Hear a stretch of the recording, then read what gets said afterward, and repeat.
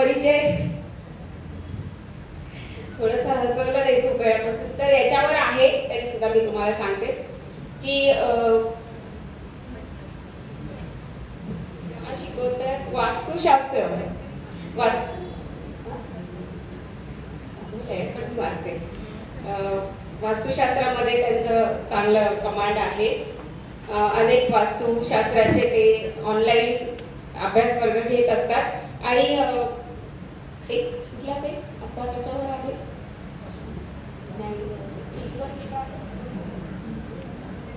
झूमवर ते वास्तूचे मोफत वर्ग घेत आहेत. तर कोणाला वास्तू शिकायची असेल तर त्यांच्याशी संपर्क करावा. खरं तर यांच्याबद्दल सांगण्यासारखं म्हणजे भरपूर काही आहे, पण वेळ कमी आहे, एवढं सांगते. आज त्या वास्तूवर ते काही टिप्पणी आपल्याला देतील, ते आपण ऐकूया. मी त्यांना विनंती करते आपलं मनोगत व्यक्त करावं.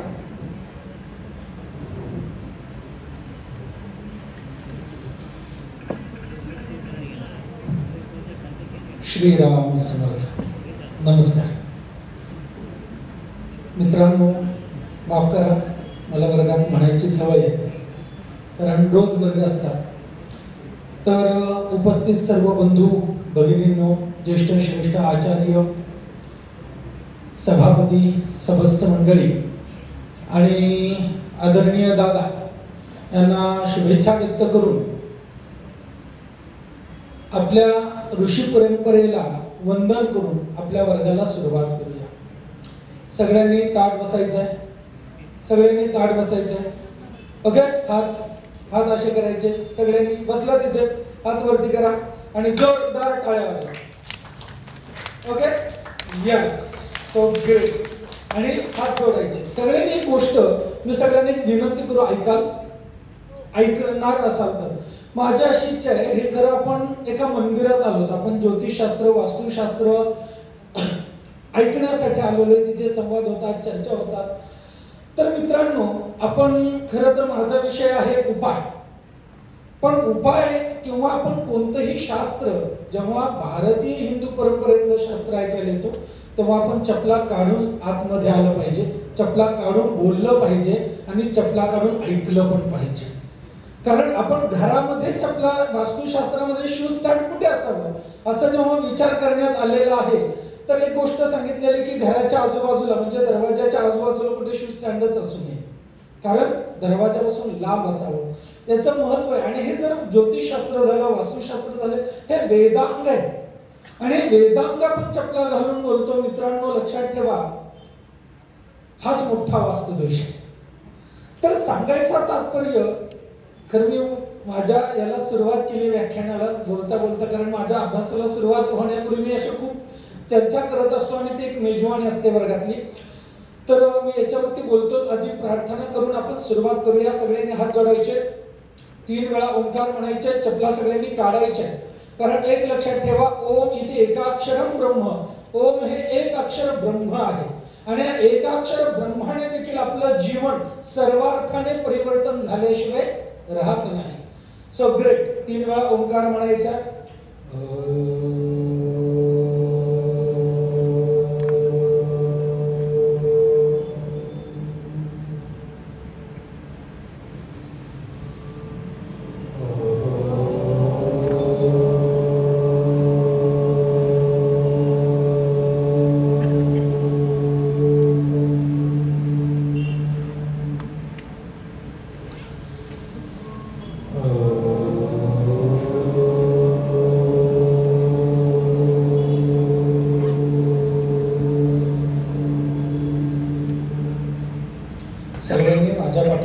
प्रार्थना म्हणायची. बरोबर. अत्रे वसिष्ठश्च विश्वकर्मा मयस्तथा नारदो नग्निजिच्चैव विशालाक्ष पुरन्दरः ब्रह्म कुमारो नन्दीशो शौनको गर्गयेव च वासुदेवो निरुद्धश्च तथा शुक्र बृहस्पति अष्टादशेति विख्याता वास्तुशास्त्रोपदेशकाः संक्षेपेणोपदिष्टं च यन्मनवे मत्स्यरूपिणां वास्तुशास्त्र प्रवक्ष्यामि लोकानां हितकाम्यया आरोग्यं पुत्रलाभं च धनधान्यलभेन्नरः गुरुर्ब्रह्मा गुरुर्विष्णु गुरुर्देवो महेश्वरः गुरुः साक्षात् परब्रह्म तस्मै श्री गुरवे नमः। श्री गुरु परम गुरु परमेष्ठी गुरु परात्पर गुरु श्री सद्गुरु चरणारविंदाभ्यां नमः। प्रार्थना पूर्वक नमस्कारान् समर्पयामि नमस्करोमि। मित्रांनो, जोरदार हातावर हात घासायचे, जोरदार फास्ट, आणि ती ऊर्जा आपल्या संपूर्ण शरीराला प्रदान करायची। सो मित्रांनो, तुम्ही इथून खूप काही घेऊन जाणार आहात, पण इथून सगळ्यात महत्वाची एक गोष्ट घेऊन जाणार आहात, तो म्हणजे वास्तुशास्त्राचा आशीर्वाद, जो आता तुम्ही प्रार्थना म्हटलेली। कारण मित्रांनो लक्षात ठेवा, आयुर्वेद हे कायाकल्प आहे, योगशास्त्र हे मनोकल्प आहे, तर वास्तुशास्त्र हे भाग्यकल्प आहे। त्याच्यामुळे ही जी प्रार्थना आहे ही रोज नित्यनेमाने जर आपण आपल्या जीवनामध्ये म्हटली तर लिहून घ्या मित्रांनो। पाठक सर, स्वर्गीय डॉक्टर धुंडराज पाठक सर यांची आज आठवण येते आहे, आणि त्यांची आठवण आल्याशिवाय दिवस माझ्या आयुष्यातला जात नाही, दिवस जात नाही। मित्रांनो लक्षात घ्या, मी पाठक सरांचा विद्यार्थ्यांनी सन्मानाने सांगतो, पाठक सरांनी अनेक वेळा सांगितलं, उमेश उपाय द्यायचा तर कोणत्या उपायाने रिझल्ट मिळालाय हे आपल्याला माहिती पाहिजे। एका वेळेस एकच उपाय द्यायचा, आणि मग जेव्हा आपल्याला निश्चित असा उपाय द्यायचा असतो तेव्हा आपल्याला उपायांची योजना करायची असते। आणि मित्रांनो, मला अनुभवशीर आलेला उपाय म्हणजे ही प्रार्थना आहे। ही प्रार्थना जर तुम्ही 81 दिवस, 81 का 81 वास्तुपुरुष मंडळ, त्याच्यामध्ये पंचचत्वारिंशत देवता आहे, कोणताही उपाय लाल किताबानुसार 45 दिवस करावा असं सांगितलेलं आहे। त्याचा आणि वास्तूचा संबंध लावलेला आहे, कारण वास्तू पुरुष मंडळामध्ये पंचचत्वारिंशत देवता म्हणजे 45 देवता आहे। त्या देवतेच्या तृप्तीसाठी रोज एक दिवस या पद्धतीने उपाय केला तर आपल्या वास्तूतली एक एक देवता तृप्त होते, आणि त्याच्यामुळे फायनली 46व्या दिवशी आपल्याला उपाय मिळतो। असाही त्याचा एक जवळचा संबंध आहे। मित्रांनो, सांगायचं तात्पर्य एकच की जर ही प्रार्थना जी आता तुम्ही म्हटली, ही जर प्रार्थना रोज नित्यनेमाने म्हटली, वास्तूमध्ये कितीही मोठा दोष असू दे, वास्तुदोष स्टेबल झाल्याशिवाय राहत नाही। लक्षात आलं? त्याच्यामुळे ही प्रार्थना रोज म्हणत चला। आणि आजपर्यंत मित्रांनो खरं सांगू का, म्हणजे मग्गीरवार सरांचा, आदरणीय मग्गीरवार सर, पाठक सर, ज्येष्ठ श्रेष्ठांचा म्हणजे आशीर्वादाने, गुरु परंपरेच्या आशीर्वादाने मी सन्मानाने सांगतो की लक्षात घ्या मित्रांनो की वास्तुशास्त्र जे आहे ना हे प्रत्यक्ष अनुभूतीचं शास्त्र आहे। माझं एक वाक्य आहे, मानो या न मानो, वास्तुशास्त्र प्रत्यक्ष अनुभूती का शास्त्र आहे। कोणी नास्तिक आहे म्हणून त्याला परिणाम व्हायचा राहत नाही, कोणी आस्तिक आहे म्हणूनच होते असंही काही नाही। तुम्ही विश्वास ठेवा अथवा न ठेवा त्याचा परिणाम होणार आहे। कारण वास्तुशास्त्र म्हणजे काय, तर वास्तुशास्त्र म्हणजे प्रकृतीचा समतोल साधून योग्य पद्धतीची जीवन प्रणाली प्राप्त करून घेणे ही वास्तुशास्त्राची व्याख्या आहे मित्रांनो। मग प्रकृतीचा समतोल हा जास्त महत्त्वाचा विषय आहे। तर सांगायचा तात्पर्य, मी मुख्य विषयाकडे येण्यापूर्वी माझ्याकडे 10 मिनिटं आहेत, मला कल्पना आहे 10 मिनिटात मी माझा विषय नक्की सांगणार, परंतु याच्या पुढे एक गोष्ट लक्षात ठेवा, आपण आपल्या घरामध्ये चप्पल घालून जाऊ नये। वास्तुशास्त्रामध्ये चप्पल स्टँड बद्दल अतिशय महत्त्वाचं विधान आलेलं आहे, ग्रंथांमध्ये आलेलं आहे। तर आजकाल एक प्रश्न विचारतो, मग दरवाजावरती गुरुजी गणपतीचा फोटो असावा का? हे दुर्दैवी आहे। तुमच्या माझ्या हिंदुस्थानामध्ये हा प्रश्न विचारावा लागतो, याच्या एवढं दुर्दैव कोणतं नाही। कारण आमच्या भारतीय संस्कृतीमध्ये द्वार जे आहे हे पवित्र स्थान सांगितलेलं आहे. मग जसं स्वर्गाचं द्वार असतं तसं हे आपल्या घराचं द्वार आहे मित्रांनो. जसं ते देवालय आहे तसं हे मनुष्यालय आहे. देवालयामध्ये चप्पल घालून जात नाही तसं मनुष्यालयामध्येही चप्पल घालून जाण्याची परंपरा नाही. कारण आलय म्हणजे मंदिर आहे, ते देवाचं मंदिर आहे, तर हे मनुष्याचं मंदिर आहे आणि त्याच्यामुळे आपल्या घरामध्ये आपण चप्पल घालून जात नाही. त्याच पद्धतीने मित्रांनो देवाच्या समोरही आपण चप्पल काढत नाही, तसंच आपल्या घराच्या समोरही चप्पल काढू नये शास्त्रामध्ये सांगितलं आहे. मग मित्रांनो काढली तर होतं काय, तर लक्षात घ्या मित्रांनो, आपल्या वास्तूमध्ये नकारात्मक एनर्जी आपली चप्पलची सगळीकडे फिरलेली असते. त्या चपलीच्या माध्यमातून वेगवेगळी एनर्जी त्या चपलीवरती स्थित झालेली असतात आणि त्या एनर्जी आपल्या दरवाजामध्ये आपण उभा करतो. आपले प्रॉब्लेम आपणच निर्माण करत असतो. तर सांगायचं तात्पर्य याच्यामुळे की वास्तूच्या आपल्या दरवाजाच्या समोर चप्पल काढू नये आणि जर चप्पल काढत असू तर काढूच नये. तर बोलायचं मला वाईट वाटतंय, लाजिरवाणी गोष्ट आहे माझ्यासाठी, माफ करा मी या पद्धतीने बोलतो, कारण आम्ही आमची संस्कृती विसरत चाललेलो आहे म्हणून आम्हाला प्रॉब्लेम्स येत आहेत. प्रॉब्लेम्स वास्तुदोष निर्माण झाल्यामुळे येत नाही, आम्ही निर्माण केल्यामुळे येत आहे. तर सांगायचं तात्पर्य मित्रांनो, शास्त्रामध्ये असं सांगितलेलं आहे, आत्ताच त्यांच्या तिथे तुम्ही जर अति वास्तु अभ्यासक कोण कोण येते, वास्तु अभ्यासक कोण कोण आहे वरती करा. त्यांनी नक्की एक महालक्ष्मीचा फोटो आणि त्याच्याखाली अष्टमंगल ग्रंथांमध्ये सांगितलेलं एक अतिशय उत्कृष्ट प्रतिमा निर्माण केलेली.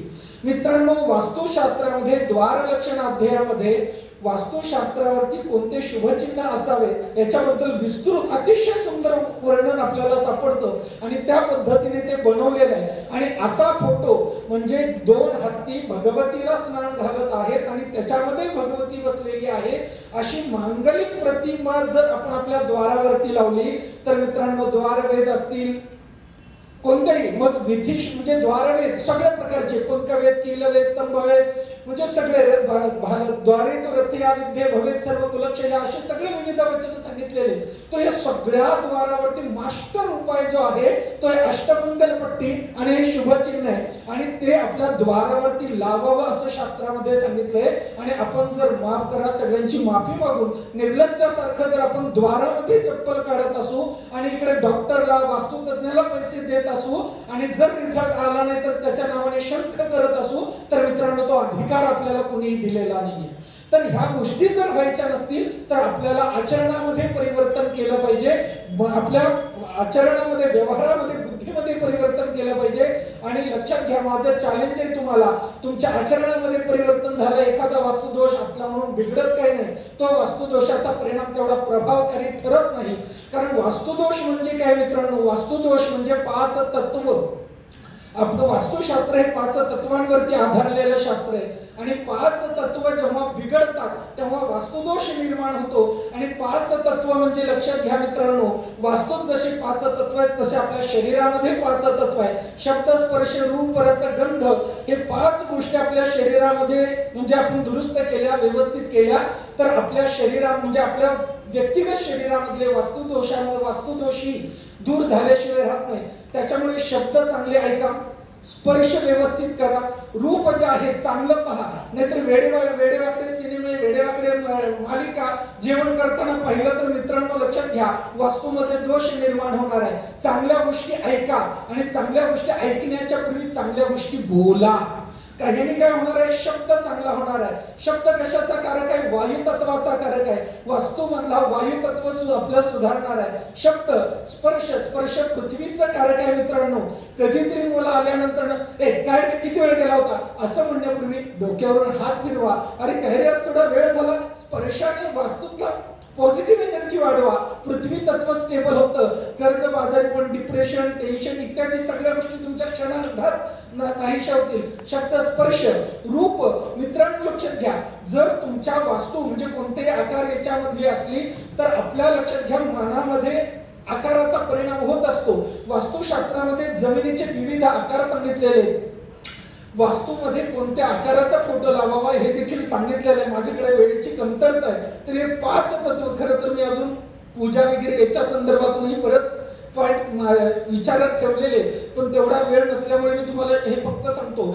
तर मित्रांनो लक्षात घ्या, आकार जो आहे हा नेत्राशी कारक आहे. लक्षात आलं? मग आपण जेव्हा चांगल्या गोष्टी पाहतो, मग आपल्याला जर चांगल्या गोष्टी पाहता येत नसेल तर त्राटक करा दिव्यावरती, त्राटक करा सूर्यावरती, त्राटक करा चंद्रावरती. मित्रांनो, आपल्या वास्तूचा कसाही आकार असेल तर त्या आकारातून आपलं अग्नितत्व सुधारल्याशिवाय राहत नाही. आपल्यामधला अग्रेसिव्हनेस कमी होतो, आपल्यामध्ये आत्मविश्वास वाढतो, मनोबल वाढतं, घरामधल्या स्त्रीचं ऊर्जा वाढते, मुलांमध्ये ऊर्जान्वित होतात, मुलं चांगल्या पद्धतीने प्रोग्रेस होतात. अग्नितत्व, शब्द स्पर्श रूप रस. रस मित्रांनो वायू तत्व आपल्या जलतत्वाचं कारक आहे. रस म्हणजे पिणे. मित्रांनो लक्षात घ्या, आजकाल आम्ही नको ते पेय पितो, थम्सअप पितो, कोको कोला पितो, नको त्या गोष्टी पितो. मित्रांनो, रोज सकाळी उठल्यानंतर जर तुम्ही पाणी प्यायला घेतलं ना तर लक्षात घ्या, याने तुमचं जलतत्व स्थिर होणार आहे, शुद्ध होणार आहे. मग याच्यामध्ये क्रम असा आहे, कृष्ण पक्षामध्ये तांब्याच्या भांड्यातलं पाणी आणि शुक्ल पक्षातलं चांदीच्या भांड्यातलं पाणी हे जर तुम्ही पिलं तर तुमच्या वास्तूमधलं जलतत्व म्हणजे ईशान्य दिशा स्टेबल होणार आहे आणि 100% रिझल्ट नाही आलं तर मला विचार. ओके मित्रांनो, शब्द स्पर्श रूप रस गंध. गंध म्हणजे पृथ्वी तत्व. मित्रांनो लक्षात घ्या, आकाश तत्व, माफ करा. आणि मित्रांनो, तुम्ही जर चांगला गंध घेत गेला, चांगले परफ्यूम वापरा. मग याच्यामध्ये कोणते परफ्यूम वापरावे तर सगळ्यात उत्तम परफ्यूम जो आहे ना मित्रांनो, पृथ्वी तत्वाचा हा पिवळा चाफा आणि मोगरा हे 2 उत्तम परफ्यूम आहेत. हे जर तुम्ही परफ्यूम वापरले, कारण गंध हे आकाश तत्वातून व्यक्त होत असतं आणि हे जर आपण वापरले तर आपलं आकाश तत्व व्यवस्थित होतं. त्याने आपलं पोट इत्यादी पोटाचे सगळे विकार, ब्रह्मस्थानातले सगळे दोष आपले निवारण होऊन जातात. मित्रांनो, वास्तुशास्त्र हे बदला, ते पाडा, अमुक करा, तमुक करा, लाखो रुपये खर्च करून करण्याचं उपायशास्त्र नाही. विचार बदला, आचरण बदले, आचरण बदला, दिशा बदले, दिशा बदला, जीवनाची दशा व्यवस्थित होईल. मित्रांनो, आणि आपल्याही जीवनामध्ये ह्या सर्व गोष्टी प्राप्त व्हाव्या अशी श्री गुरुचरणी परंपरेचरणी प्रार्थना करतो आणि दिलेल्या संधीबद्दल आपल्या आयोजकांचे धन्यवाद व्यक्तो. इथे भेटला परत जीवनात परत अवश्य भेटूया पुढच्या कोणत्या तरी भागामध्ये. तोपर्यंत दिल्या घरी सुखी राहा. मी नाही, आई वडिलांनी नाही, ईश्वराने. धन्यवाद. श्रीराम समर्थ.